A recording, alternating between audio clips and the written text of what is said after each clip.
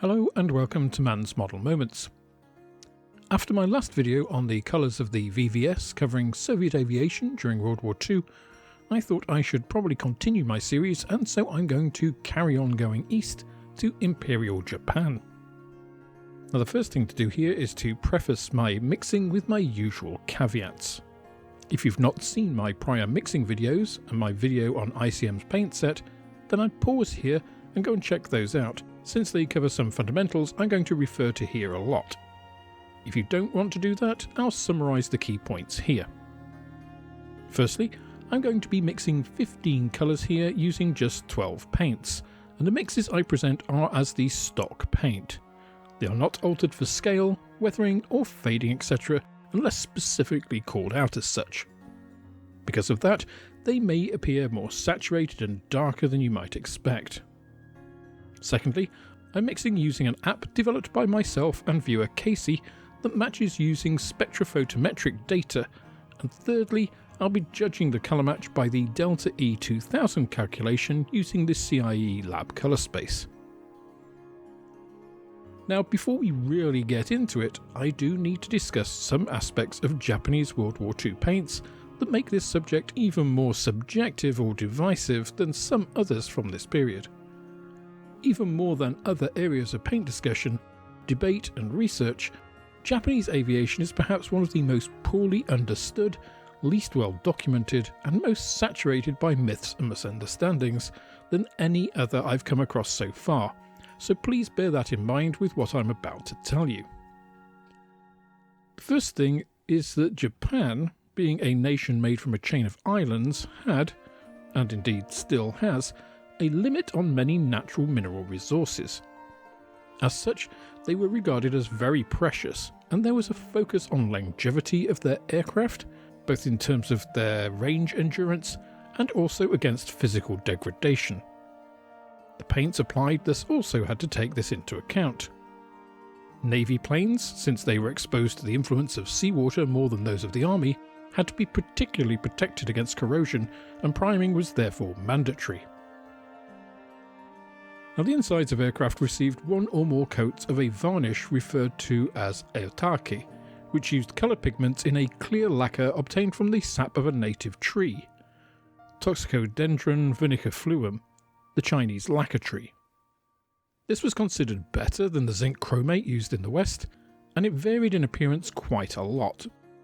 Green pigments seem to have generally been used for army aircraft, and bluer pigments in the Navy. Since the metal beneath was still visible, this gave an overall metallic impression. The second point refers to the fact that many paints, lacquers and pigments were referred to using colours found in nature, and language, culture and perception then comes into things. Aotake or Aodaki is a good example, this meaning either new or green bamboo or blue bamboo. The exact meaning of Ao being contextual, and you can try this in Google Translate yourself simply by adding a space between the kanji. In fact, the Japanese word Ao covers the part of the colour spectrum from blue to green. The third is related to this point, and it's on interpretation, in that Japan had very distributed production, and many factories produced more or less finished sub-assemblies, often including paint, which was then assembled elsewhere, resulting in different finishes, patterns and colours being used for similar aircraft produced in different factories with different interpretations and procedures. This is of course true for many other nations, but is perhaps most prevalent and notable in Japanese subjects. This has also led to further confusion introduced by Western researchers at a later date. That's indicated by that difference in the Google Translate example above. In fact, in the 1960s, researcher Donald Thorpe tried to index the colours used by Japanese aircraft. His system was the first comprehensive one, but was created purely by examining old photographs, paint chips and other surviving artefacts. As such, its naming is purely arbitrary and unrelated to official period documentation recovered since then. It's still widely cited, however, with Army numbers prefixed with an A and Navy with an N. But this wasn't a wartime designation, so just be aware of that. To make matters even more confusing, we then get into official documentation. Both the Army and Navy had documents recording paint colours for aircraft. Rikugun koku kizario kikaku ko kaku dai sanjukyu, or Army Aircraft Material Standards, Air Grade 39, usually simply referred to as Kukaku 39 for the Army, and Kaigun Kokokuyu Toyu Shikibetsu Hyojun Kariki Yakuju Nana Besatsu, Imperial Japanese Navy Headquarters Paint Identification Standard for Naval Aircraft, supplement to Provisional Regulation 117, or Kariki 117 for short for the Navy. In an attempt to consolidate colours for two services towards the end of the war, Nihon Kokuki Kikaku Tadashi Dai Hasan Ropiaku Kyu Kokuki yo Torio Iro Betsu Hyojun, or more simply, the Army Navy Standard 8609, was issued in February 5, 1945. These all had different ways of referencing the colours, but the 1942 Navy Standard including a letter number system which has some of the same notations, like A1 and N2, as the Thorpe system. Now all of this is before we get into the whole fading, weathering and production shortages that were evident in all wartime production, and again, Japan suffered heavily in this regard with both the environmental challenges and the pressure of increasing US heavy bombardment throughout the war. As such, the mixes I'm going to give you here will be fine for generic use in many cases, but may or may not suffice for specific individual aircraft, and you should always rely on your own research and references for creating an accurate model of any one airframe. There are some excellent references out there, and I'll link some of those in the video description below. Just be aware that this can be a very deep rabbit hole. Now if you are interested in the subject, I can heartily recommend Nicholas Millman's blog, which I'll link in the video description below. I got in touch with Nick and he gave me several pointers and very useful pieces of information, and he also sells a variety of PDF booklets via his blog on specific subjects like zero colours and IGN greens, which are very much more detailed than any information I can convey in any one single video. Now I'm going to start with Japanese Imperial Navy aircraft here, since they used slightly fewer colours overall, and they represent some of the iconic earlier war aircraft many will be familiar with and think of as intrinsically Japanese. The Zero I just mentioned being one of them, of course. So with that, let's start as usual inside the aircraft, and address that controversial coloured transparent lacquer, Aotake. Now as I mentioned in other videos, I'm not really going to tackle metallic colours, but I still want to give you some mixes here. Now as Aotake was a transparent lacquer coated over the metal, that's exactly how I suggest you represent it on your models. I think it produces a much more convincing effect than using a metallic paint, which always just looks a bit more like someone's daubed the inside of your model with some of the leftover metallic Nissan blue in your garden shed than anything else. Now transparent paints we do have, and for the Aotake I'm going to use a mix of 1012 clear blue and 1016 clear orange. Now a simple 1:1 mix produces a distinctly green shade, whereas a 2:1 blue to orange mix produces a much more blue-green version. I'm not going to say that either of these is definitively correct, but you can tweak the mixture to make it more blue or green by simply changing the ratio between these very easily. I personally prefer to mix this colour with an equal volume of 2003 gloss varnish to produce a thinner, glossier version which I think is more representative of the real lacquer, but I'll leave that to your discretion. This then allows you to use multiple coats which will also strengthen the depth of the colour, and this is also exactly how it was used on real aircraft. Now Aotake tends to have been used in non-crew areas, exactly like zinc chromate was in the US, and M1 grey-green was the Navy's official colour for crewed positions. Recovered aircraft from different manufacturers show that Mitsubishi and Nakajima either seem to have interpreted this colour their own way, used a different colour or used pigments and or binder that aged poorly, resulting in different apparent colours. Again, the exact colour used in aircraft is really a matter for your own research, but these mixes should at least get you started or be accurate enough for a generic aircraft if you're just wanting to model something without too much hassle. So for the official colour, which interestingly enough isn't too far from RAF Interior green, we're going to start with 3 volumes of 1032 blue grey and add 1 part of 1012 clear blue, then 1 part of 1062 British Khaki. That gets us to just under 1.5 DE from our target, which isn't bad to start with. Mitsubishi's colour was a bit darker and distinctly more green, which is actually relatively simple for us to recreate. Starting with 1 volume of 1062 British Khaki, we're going to add 2 volumes of 1064 lime green to give us this warmer toned greener grey colour.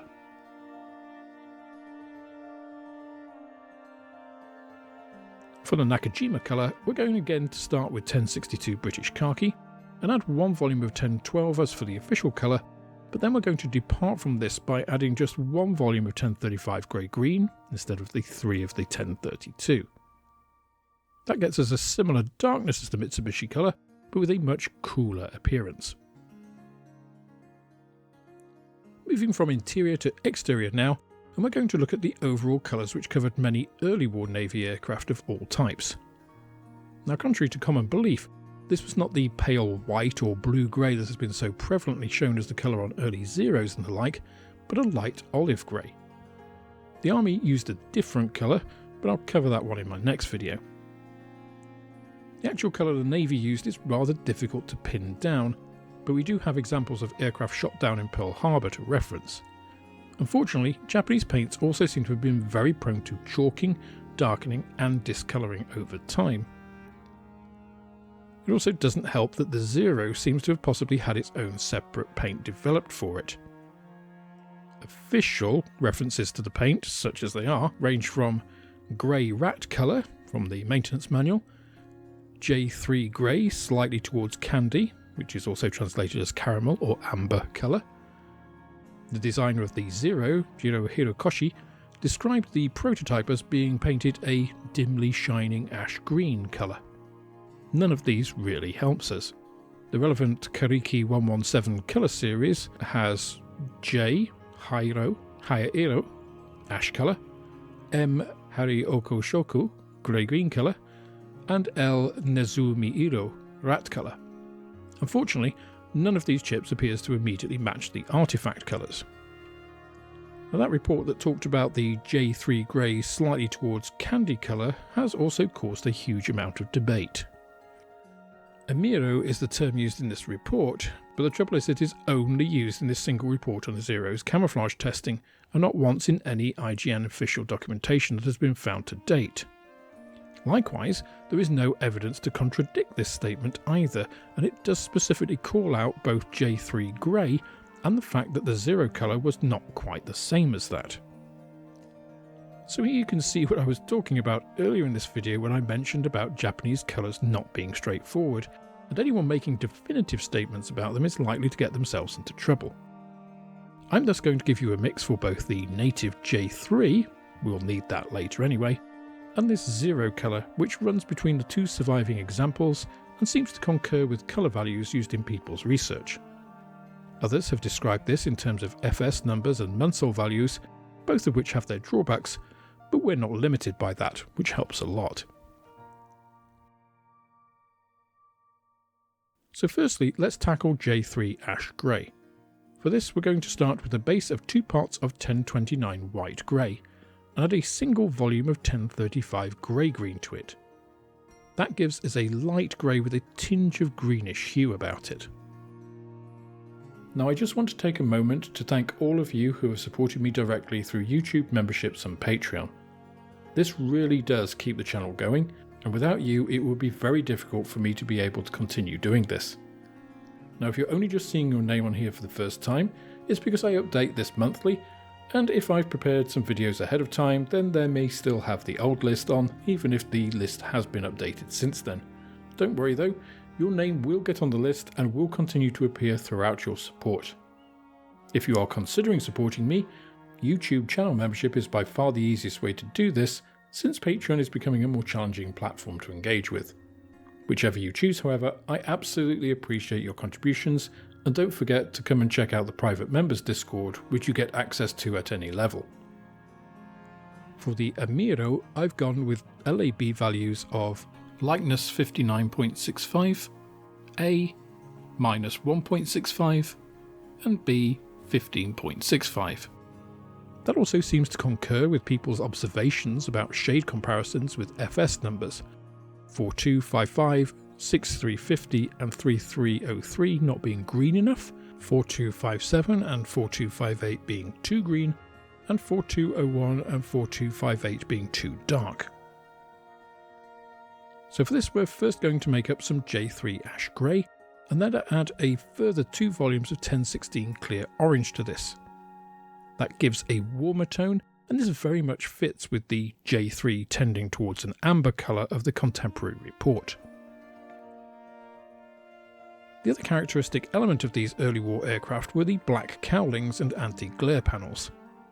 In fact, these were not a straight black, but Q1 blue-black, which had a distinct and noticeable blue shade, but appears much more black with the enhanced contrast effect against a much lighter airframe.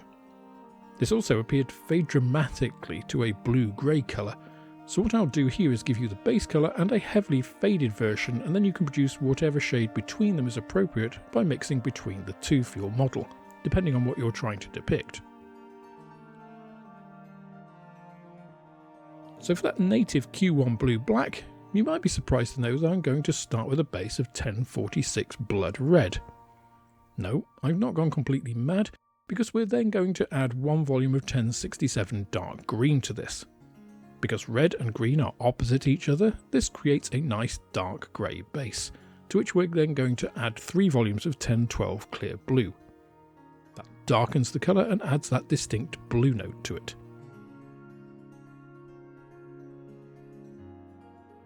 For the faded version, we're going to mix almost exactly the same colour, but substitute 1069 extra dark green for the 1067, and then add 4 volumes of 1032 blue-grey to this. That gets us what you might see as a surprisingly light colour, but if you look at contemporary photos, they bear out this amount of fading. Obviously, this is at the extreme end, but it's easy to mix between these two colours to create the level of fading you deem appropriate for your representation. We can then talk about upper surface camouflage colours. After the experiments with camouflage on the Zero, the Navy determined the official camouflage scheme on Navy aircraft would be D1 deep green black over J3 ash grey. When the services consolidated their colours in 1944, it was also mentioned that many Navy aircraft were also being finished in D2 green black on their upper surfaces, particularly those flying low over the sea. Whether different manufacturers favoured one of these over the other I'll leave to you, but I'll give you both colours and let you decide which your aircraft was finished in. Of course, we already have the J3 underside colour from mixing previously.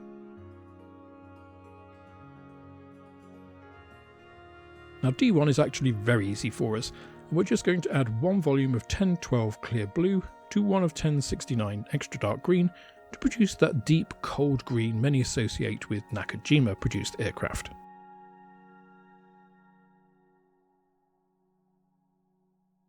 D2 is a slightly warmer green, and though we're going to start with the same 1069 extra dark green, we're going to add more green chroma with 1067 dark green, and then add some warmth with 1 volume of 1062 British Khaki. A lot of people refer to this warmer green as a Mitsubishi colour, but once again, I'll leave that for you to decide.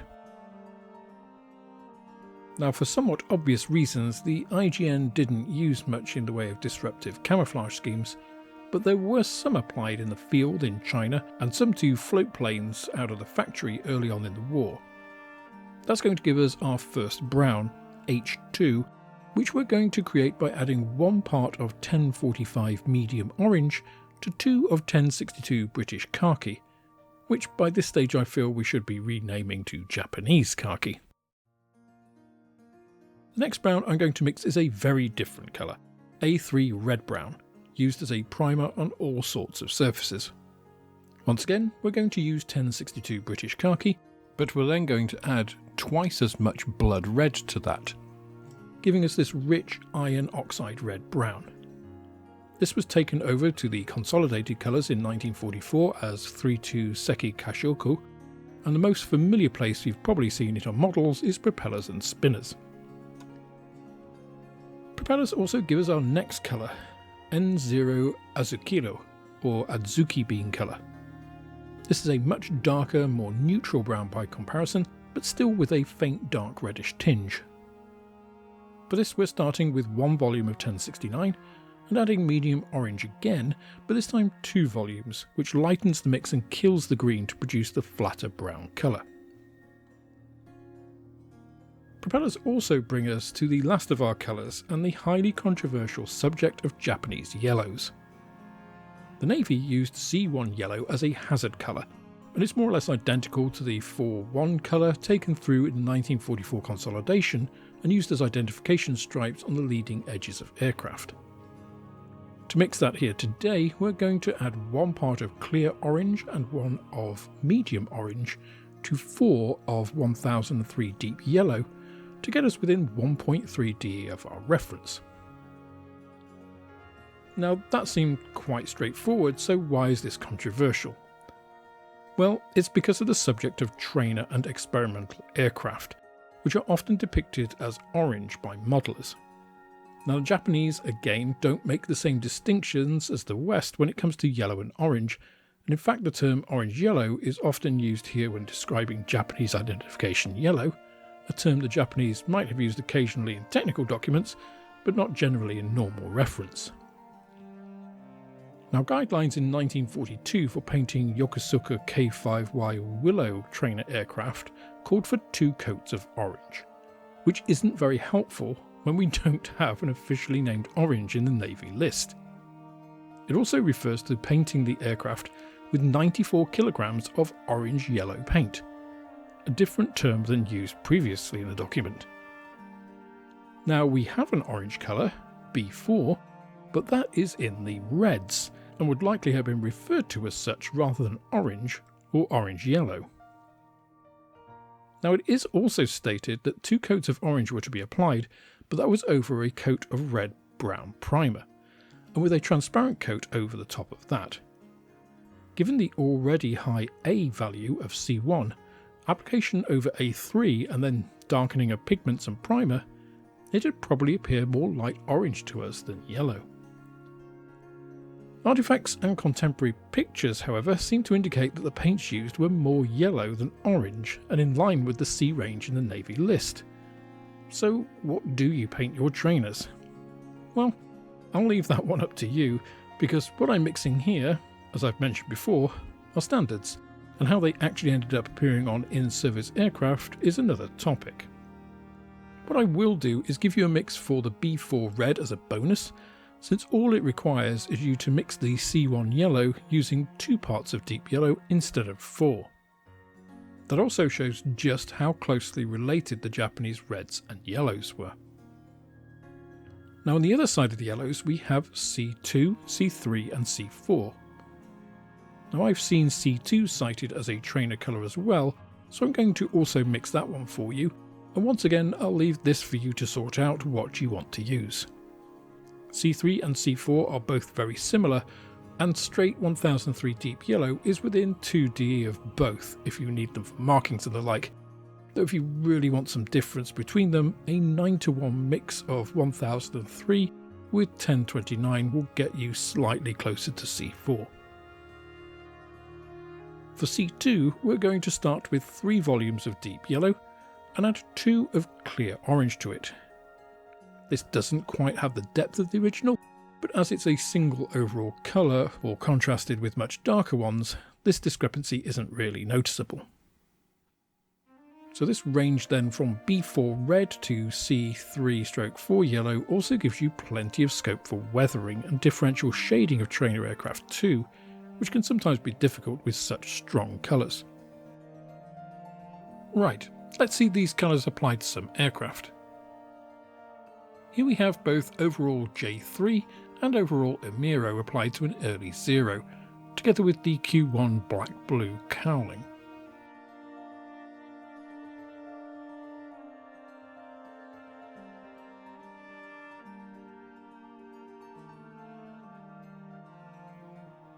The propeller here is in N0 Adzuki bean with C1 tips, and the spinner is finished in A3 primer. Moving to a later Zero, here we have one side finished in D1, the other side finished in D2, both with C1 identification stripes. The cowling has been finished in D1 and faded D1 on the other side for comparison. Underneath we can see the wheel wells finished in Aotake over a natural metal finish.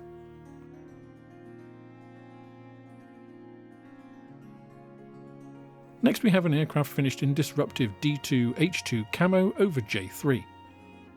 On the other side we've got D1 over B4, just to give you an idea how that looked, since training aircraft were camouflaged on their top surfaces towards the end of the war and pressed into service, often without their undersides repainted. I've then got an overall C1 painted aircraft, and half of that is over A3 primer, to show you how that affects the top coat.